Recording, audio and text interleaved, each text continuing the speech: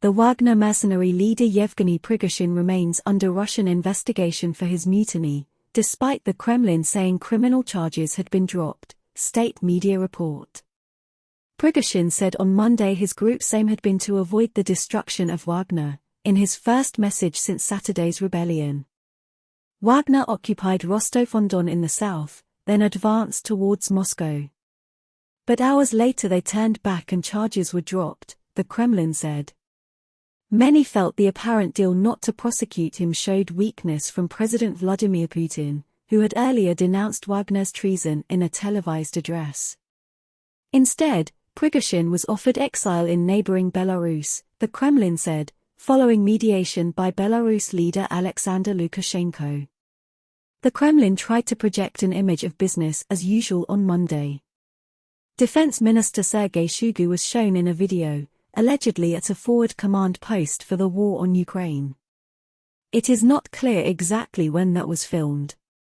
Wagner had been demanding that Mr. Shoigu be sacked for his alleged mistakes on the battlefield in Ukraine. In his first appearance since the weekend turmoil, President Putin gave a video address on Monday to engineers attending an industry forum, in which he lavishly praised their contributions to the Russian economy. And Prime Minister Mikhail Mishustin urged his team to unite behind Mr. Putin. Operation Restore Putin's reputation is now in full swing, the BBC's Eastern Europe correspondent Sarah Rainsford says.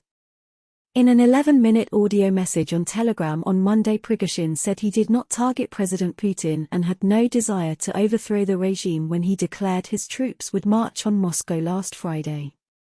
He said Wagner had sought to hold accountable those people who made a huge number of mistakes during the special military operation in Ukraine, with their unprofessional actions. Although Wagner fights on the same side as the Russian military, Prigozhin has long been critical of how the war has been fought.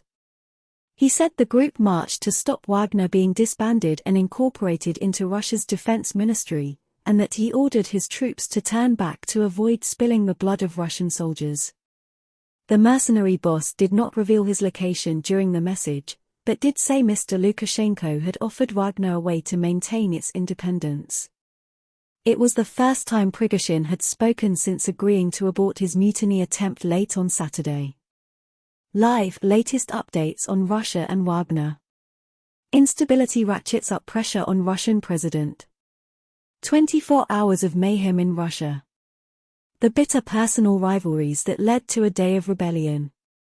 On Saturday morning, Wagner seized Rostov-on-Don, a city of more than 1 million people where the military command center for Russia's campaign in Ukraine is located. Then a Wagner column headed north towards Moscow via the city of Voronezh, triggering a state of emergency in the capital and around it. Before the agreement to end the march, Mr. Putin addressed the nation to condemn Wagner. He did not mention Prigozhin, formerly a close ally, by name, but promised to punish those who had led the mutiny for treason and what he called a stab in the back of Russia. Hours later, the mercenaries turned round and left Rostov-on-Don, but the apparent deal involving Belarus left many questions unanswered. The Kremlin has vowed to incorporate Wagner into the regular Russian armed forces. But Wagner was still openly recruiting into its own ranks on Monday for service in Russia's special military operation in Ukraine. A notice on Wagner's Telegram channel offers new recruits a minimum of 240,000 rubles a month, £2,236, $2,843, a fortune for most Russians, especially those in poor regions. It lists call-up centers across Russia, the main one being at Molchino in the far south. In the eastern Siberian city of Novosibirsk, the mercenary group was also recruiting, Russia's TASS news agency reported. The Wagner office there had been shut down on Saturday, but on Monday its banners were on display there again. Wagner has long been seen as a key tool in Mr. Putin's ambition to restore Russian influence globally.